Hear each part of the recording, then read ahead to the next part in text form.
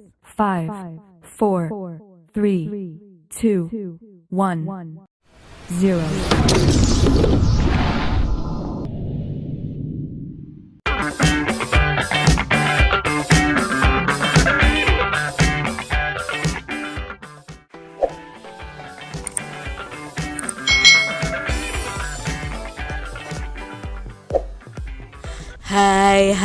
Hai, selamat datang di channel YouTube Kak Citra.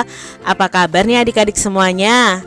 Kak Citra berharap kalian dalam keadaan yang baik, sehat, dan siap untuk belajar ya. Hari ini kita akan belajar bersama-sama untuk mata pelajaran tematik kelas 4. Kita belajar di tema 4, berbagai pekerjaan, subtema 1, jenis-jenis pekerjaan, pembelajaran yang ketiga. Mari adik-adik kita belajar dengan penuh semangat. Warisan budaya Indonesia yang dikenal dunia tidak hanya batik adik-adik. Di bidang olahraga, pencaksilat juga merupakan warisan budaya yang mendunia. Tahukah kamu pesilat Indonesia? Nah, kita akan belajar tentang pencaksilat adik-adik. Salah satu pesilat Indonesia adalah Iko Uwais. Nah, Iko Uwais ini adalah salah satu atlet silat Indonesia. Ia telah menekuni dunia silat lebih dari 10 tahun. Iko Uwais ini berhasil menduduki urutan ketiga dalam gelaran turnamen silat Provinsi Jakarta pada tahun 2003. 2 tahun kemudian ia berhasil menjadi juara. Iko adalah juara di kejuaraan silat nasional kategori demonstrasi. Iko beberapa kali mengikuti kegiatan pencaksilat di luar negeri seperti di Inggris, Rusia, Laos, Kamboja, dan Prancis. Pencaksilat itu merupakan seni bela diri bangsa Indonesia.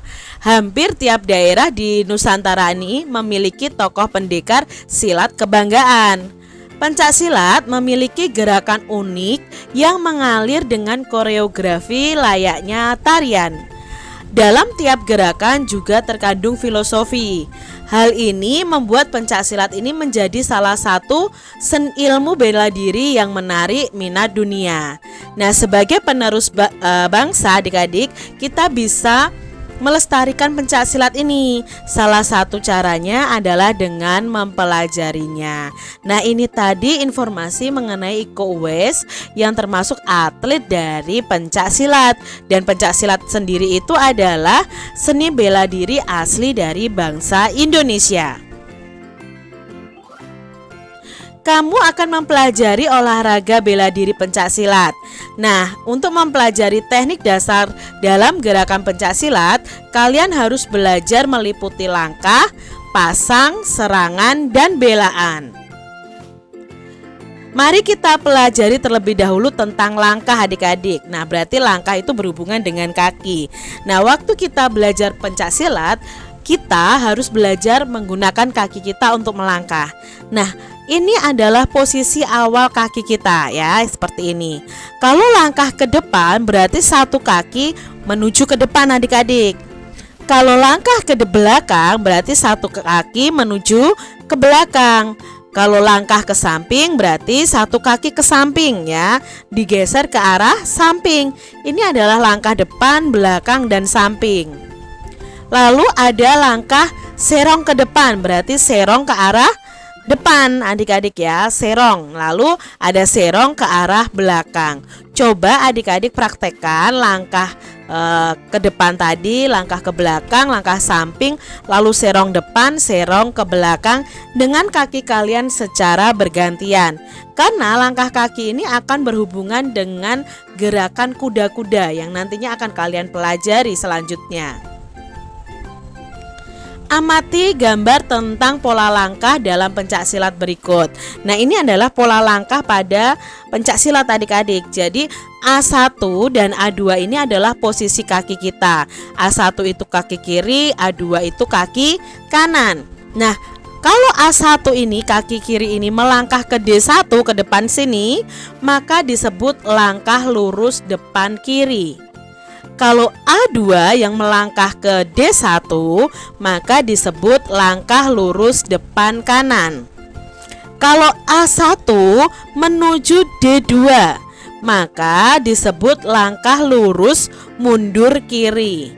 Nah, kalau kaki A2, kaki kanan kita, menuju ke D2, maka langkah lurus mundur kanan.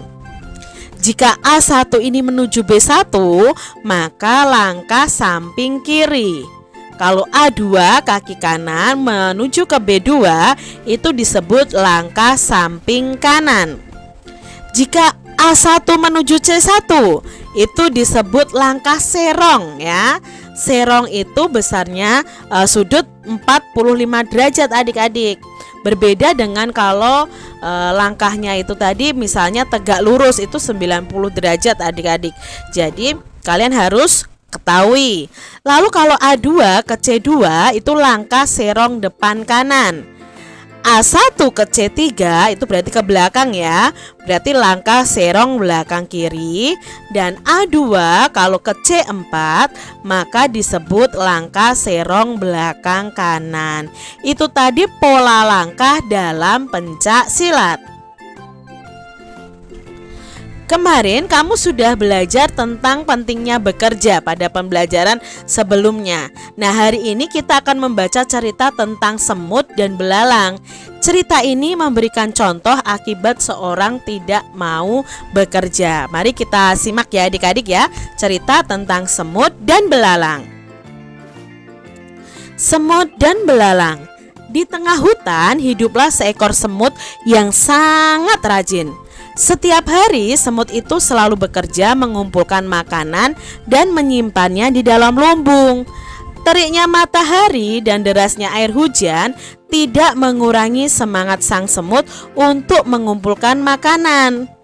Dengan bersusah payah, sang semut ini bekerja keras untuk membawa makanan, kemudian dikumpulkan dan disimpan di dalam lumbung rumahnya.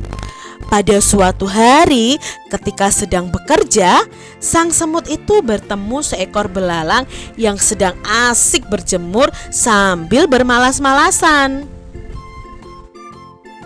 "Hai Mut, kamu sedang apa?" tanya belalang.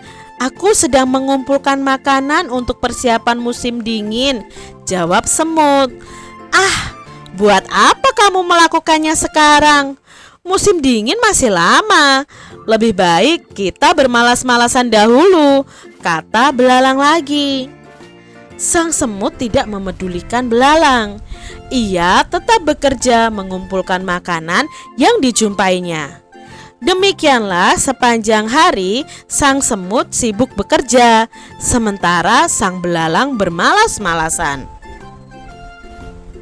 Akhirnya musim dingin tiba adik-adik. Sang semut yang rajin itu duduk dengan nyaman di rumahnya yang hangat. Ia menikmati makanannya yang berlimpah. Sedangkan belalang termenung sedih di rumahnya karena tidak memiliki makanan sedikit pun. Saat belalang hampir mati kelaparan, sang semut datang dan memberinya makanan. Sejak saat itu adik-adik, sang belalang rajin bekerja mengumpulkan makanan seperti sang semut. Itu tadi cerita tentang semut dan belalang. Diambil dari anaknusantara.com. Tulislah atau ungkapkan pendapatmu tentang sikap yang diperlihatkan oleh semut dan belalang tadi adik-adik. Nah, kita pelajari bagaimana sikap semut dan sikap belalang. Nah, sikap semut ini Kak Citra sangat setuju dengan sikap semut, karena sikap semut ini baik. Setiap hari semut ini selalu bekerja mengumpulkan makanan dan menyimpannya di dalam lumbung untuk persiapan musim dingin. Dia juga mau berbagi dengan belalang. Sedangkan untuk sikapnya belalang, Kak Citra tidak setuju adik-adik dengan sikap belalang. Belalang malas bekerja, sehingga pada saat musim dingin tiba mereka kekurangan makanan. Nah adik-adik, kalau disuruh memilih, kalian pilih menjadi semut atau menjadi belalang ya? Kalau Kak Citra memilih sikap si semut. Sikap yang perlu kita contoh adalah sikap semut. Dengan bekerja, kita dapat menyimpan persediaan makanan yang dibutuhkan pada saat tertentu. Tahukah adik-adik siapa ya yang bekerja agar lingkungan kita tetap terlindungi? Ya, mereka adalah pecinta lingkungan. Nah, pecinta lingkungan ini bekerja untuk menjaga lingkungan. Mereka adalah orang-orang yang bekerja untuk melindungi lingkungan tanpa imbalan atau bayaran loh adik-adik. Pencinta lingkungan itu bekerja di berbagai wilayah. Nah, adik-adik bisa menjadi seperti mereka. Tugas pecinta lingkungan adalah menjaga lingkungan dari perusakan dan pencemaran akibat ulah manusia. Adik-adik dapat menjadi bagian dari mereka yang peduli terhadap lingkungan. Adik-adik bisa membuat rencana kegiatan agar sumber daya alam di sekitar kita terjaga. Kalian bisa memilih 2 sumber daya alam, lalu rencanakan 3 kegiatan untuk menjaganya. Contohnya di sini Kak Citra menjaga sumber daya alam yaitu sungai dan air sumur. Nah, untuk menjaga sumber daya alam sungai, Kak Citra merencanakan 3 kegiatan, yaitu tidak membuang sampah ke sungai, menanam banyak pohon, dan melakukan penghijauan ya. Lalu alat yang dibutuhkan Kak Citra adalah keranjang sampah dan cangkul. Selain itu, sumber daya alam yang akan Kak Citra jaga adalah air sumur. Nah, rencana kegiatannya tidak membuang sampah ke dalam sumur, membersihkan sumur, menghemat penggunaan air bersih. Lah, alat yang dibutuhkan apa? Keranjang sampah dan alat-alat kebersihan. Nah, mungkin adik-adik bisa memilih sumber daya alam yang lain, misalnya hewan dan tumbuhan. Nah, rencana kegiatannya apa untuk memelihara tumbuhan? Rencana kegiatannya apa untuk memelihara hewan kalian? Kalian bisa tuliskan, buat tabel seperti Kak Citra ini. Tulislah laporanmu. Laporan harus memuat 2 sumber daya alam yang dipilih, kegiatan untuk menjaganya, alat yang dibutuhkan, dan rencana selanjutnya. Nah, Kak Citra akan memberi contoh cara melaporkan suatu kegiatan. Contohnya, nama kegiatannya adalah kegiatan membersihkan sumur. Tujuannya memelihara sumur agar ketersediaan air bersih tetap terjaga. Lalu alat-alat apa saja yang dibutuhkan? Ada sapu, keranjang sampah, dan sikat. Nah, langkah kerjanya apa? Persiapkan terlebih dahulu alat-alat yang dibutuhkan, ya, seperti keranjang sampah, sapu, dan sikat. Lalu bersihkan bagian sumur yang dapat dijangkau dengan mudah, misalnya bagian lingkaran sumur. Kalau bagian dalam jangan ya adik-adik ya, itu khusus untuk orang-orang yang bisa membersihkan sumur. Bersihkan tumbuhan seperti lumut atau tumbuhan lainnya pada bagian luar sumur. Lalu bersihkan bagian bak mandi menggunakan sikat sampai bersih. Nah, rencana lanjutannya apa? Ya, membersihkan sumur dilakukan rutin setiap bulannya bersama anggota keluarga yang lain. Ini tadi contoh dari laporan yang kegiatannya kita lakukan. Begitu adik-adik. Nah, itu tadi adik-adik pembahasan kita di pembelajaran tematik kelas 4, tema 4, subtema 1, pembelajaran 3. Semoga video pembelajaran ini bermanfaat ya untuk adik-adik semuanya.